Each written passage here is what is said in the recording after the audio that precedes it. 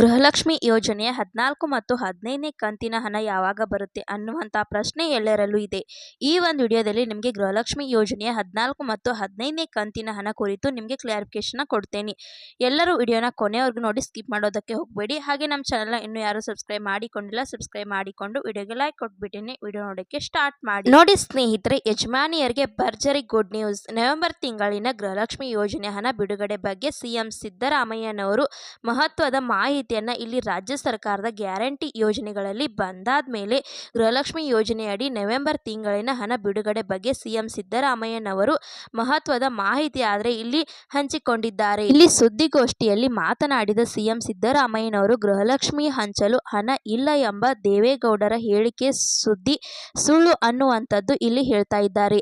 October 1ನೇ ತಿಂಗಳದು ತಪ್ಪದೇ ಗೃಹಲಕ್ಷ್ಮಿ ಹಣ ಕೊಟ್ಟಿದ್ದೇವೆ ಅಂದ್ರೆ ಏನು ಅರ್ಥ? ನವೆಂಬರ್ ತಿಂಗಳದು ಸದ್ಯದಲ್ಲೇ ಹಾಕುತ್ತೇವೆ ಎಂದು ಇಲ್ಲಿ ಆಸ್ತಿ ಒತ್ತುವರಿಯನ್ನು ತೆರವುಗೊಳಿಸುವುದಾಗಿ ತಮ್ಮನ್ನ ಪ್ರಣಾಳಿಕೆಯಲ್ಲಿ ಬಿಜೆಪಿ ಘೋಷಿಸುತ್ತಿದೆ. ಬಿಜೆಪಿ ಸರ್ಕಾರವೇ ಇನ್ನಾರು 16 ಮಂದಿಯನ್ನ ಒಕ್ಕಳು ಎಬ್ಬಿಸಲು ಎಂದು ನೋಟಿಸ್ ಅನ್ನು ನೀಡಿತ್ತು. ಈಗ ನೋಟಿಸ್ ನೀಡಿದವರೇ ಸುಳ್ಳು ಹೇಳಿಕೆ ನೀಡುವ ಈಗ ಪ್ರತಿಭಟನೆಯನ್ನ ನಡೆಸುತ್ತಿದ್ದಾರೆ.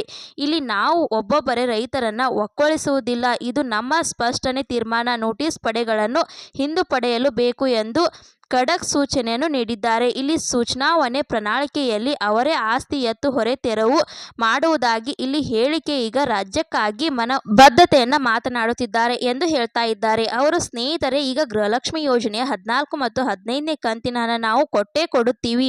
ಬಿಜೆಪಿ ಸರ್ಕಾರದವರು ಏನು ಒಂದು ಆಕ್ರೋಶವನ್ನ ವ್ಯಕ್ತಪಡಿಸುತ್ತಿದ್ದಾರೆ. ಹಣ ಕೊಡಲ್ಲ, ಸರ್ಕಾರ ಸುಳ್ಳು, ಹಣ ಇಲ್ಲ ಅಂತ ಹೇಳ್ತಾ ಇದ್ದಾರೆ. ಅದು ಎಲ್ಲ ಸುದ್ದಿ ಸುಳ್ಳು ಅಂತ ಇಲ್ಲಿ ಸಿಎಂ ಸಿದ್ದರಾಮಯ್ಯನವರು ಹೇಳಿರುವಂತದ್ದು. ಈಗ ಅವರು ಭಾಷಣ ಮಾಡಬೇಕಾದ್ರೆ 2 ದಿನ ಹಿಂದೆ ಏನೇನು ಹೇಳಿದ್ರು ಅಂದ್ರೆ ಗೃಹಲಕ್ಷ್ಮಿ ಯೋಜನೆಯ ಹಣ 14 ಕಂತಿನ ಇನ್ನು 2 ದಿನದಲ್ಲಿ ಬಿಡುಗಡೆ ಮಾಡ್ತೀವಿ ಅಂತ ಹೇಳಿದ್ರು. ಅವರು ನಿಮಗೆ ಗೃಹಲಕ್ಷ್ಮಿ ಯೋಜನೆಯ ಹಣ 14 ಕಂತಿನ ಹಣ ಸೋಮವಾರ ಬಿಡುಗಡೆ ಮಾಡುವ ಚಾನ್ಸಸ್ ತುಂಬಾನೇ ಇದೆ. ನಾಳೆ ನಿಮಗೆ ಗೃಹಲಕ್ಷ್ಮಿ ಯೋಜನೆಯ 14ನೇ ಕಂತಿನ ಹಣ ಬಿಡುಗಡೆ ಮಾಡ್ತಾ ಇದ್ದಾರೆ. ಬಿಡುಗಡೆ ಮಾಡಿದ ಮೇಲೆ ಡಿಬಿಟಿ ಮುಖಾಂತರ ಪುಷ್ ಮಾಡಿ ನಿಮ್ಮ ಖಾತೆಗಳಿಗೆ ಶನಿವಾರದ ಒಳಗಡೆ ಗೃಹಲಕ್ಷ್ಮಿ ಯೋಜನೆಯ ಹಣ ಜಮಾ ಆಗುತ್ತೆ.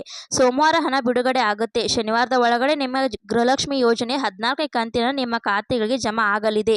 ಮತ್ತೆ ಗೃಹಲಕ್ಷ್ಮಿಯದು 15ನೇ ಕಂತಿನ ಹಣ ಯಾವಾಗ ಬರುತ್ತೆ? ಅದು ಕೂಡ ಇದೇ ತಿಂಗಳಲ್ಲಿ ಬರಬೇಕು. ಅಲ್ಲ, ಯಾವಾಗ ಬರುತ್ತೆ ಅಂತ ನೀವು ಕೇಳುವುದಾದ್ರೆ ಸ್ನೇಹಿತರೆ, ಅದಕ್ಕೆ ಬಿಡುಗಡೆ ಆಗುವುದಕ್ಕೆ ಎಕ್ಸಾಕ್ಟ್ ಡೇಟ್ ಆದ್ರೆ ಕೊಟ್ಟಿಲ್ಲ. ಅವರು ಹೇಳುತ್ತಿರುವುದು ಏನೆಂದ್ರೆ ಈ ತಿಂಗಳಲ್ಲಿ ಎಂಡ್ ಆಗುವುದರೊಳಗೆ ನವೆಂಬರ್ ತಿಂಗಳಿನ ಮುಕ್ತಾಯದ ಒಳಗಡೆ ನಿಮಗೆ ಗೃಹಲಕ್ಷ್ಮಿ ಯೋಜನೆ ಹಣ 15ನೇ ಕಂತಿನ ನಿಮ್ಮ ಖಾತೆಗಳಿಗೆ ಜಮಾ ಮಾಡುತ್ತಾರೆ ಅನ್ನುವಂತ ಮಾಹಿತಿಯನ್ನ ಸ್ಪಷ್ಟನೆಯನ್ನ ಕೊಟ್ಟಿದ್ದಾರೆ. ಇದು ಸದ್ಯದ ಮಟ್ಟಕ್ಕೆ ಬಂದಿರುವಂತಹ ಹೊಸ ಅಪ್ಡೇಟ್.